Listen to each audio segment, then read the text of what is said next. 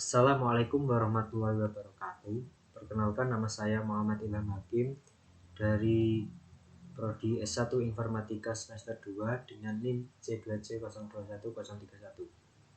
Di sini saya akan menjelaskan materi tentang sinkronisasi proses.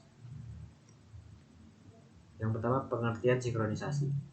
Sinkronisasi merupakan suatu proses sebuah data secara bersama-sama dan saling berbagi data bersama dapat mengakibatkan race condition atau inkonsistensi data.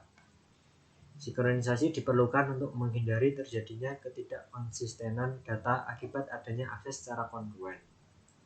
Proses-proses tersebut disebut kongruen jika proses tersebut ada dan berjalan pada waktu yang bersamaan.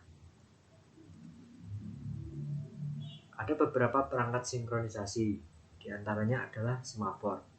Semafor merupakan sebuah variabel yang hanya dapat diakses oleh dua buah operasi standar, yaitu increment dan decrement.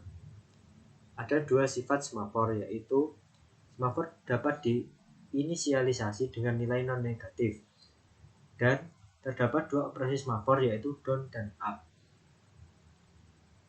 Perangkat yang kedua yaitu monitor. Monitor digunakan untuk menangani masalah yang akan muncul karena pemakai semafor. Yang ketiga yaitu JVM.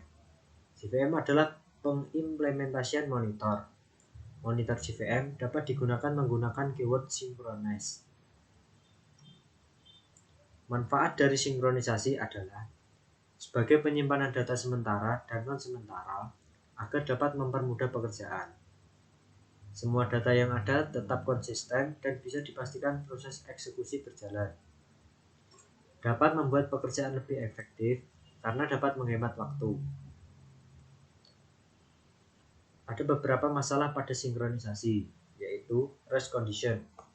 Race condition merupakan suatu kondisi di mana dua atau lebih proses mengakses sumber daya secara bersama-sama. Cara menghindarinya yaitu jika suatu proses sedang menjalankan critical section, maka proses lain tidak bisa masuk ke dalam critical section tersebut. Masalah yang kedua yaitu critical section. Critical section merupakan suatu kode segmen dari proses-proses yang memungkinkan terjadinya race condition. Ada beberapa cara mengatasinya, yaitu mutual exclusion, terjadinya progress, dan bounded waiting. Masalah yang ketiga yaitu bounded buffer problem. Bounded buffer problem merupakan suatu struktur data yang mampu untuk menyimpan beberapa nilai dan mengeluarkannya kembali ketika diperlukan. Masalah yang keempat yaitu readers and writers problem. Readers and writer problem adalah problem yang memodelkan proses yang mengakses database. Masalah ini timbul ketika ada dua proses atau lebih berbagi data yang sama. Data yang dimaksud di sini bisa berbentuk buffer, file, atau objek dari suatu program. Masalah yang terakhir yaitu Dining Philosopher's Problem. Dining Philosopher's Problem merupakan masalah yang memodelkan enkapsulasi dari ketergantungan mesin dan masalah probabilitas.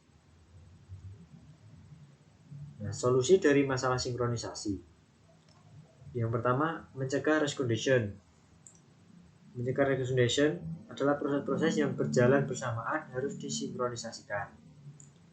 Solusi race condition yaitu kunci untuk mencegah masalah ini dan situasi lain yang melibatkan shared memori, shared berkas, dan shared sumber daya yang lain adalah menemukan beberapa jalan untuk mencegah lebih dari satu proses untuk melakukan proses writing dan reading kepada shared data yang sama. Yang ketiga, solusi bounded buffer problem, yaitu mengizinkan n-1 items di dalam buffer untuk suatu waktu tertentu. Solusi berikutnya yaitu solusi readers and writers problem. Pembaca diprioritaskan, maksudnya readers tidak akan menunggu readers lain yang sedang membaca, walaupun ada writer yang sedang menunggu. Yang terakhir yaitu solusi Dining Philosopher's problem. Ada dua solusi yaitu solusi waiter dan solusi hierarchy resource. Sekian dari saya. Wassalamualaikum warahmatullahi wabarakatuh.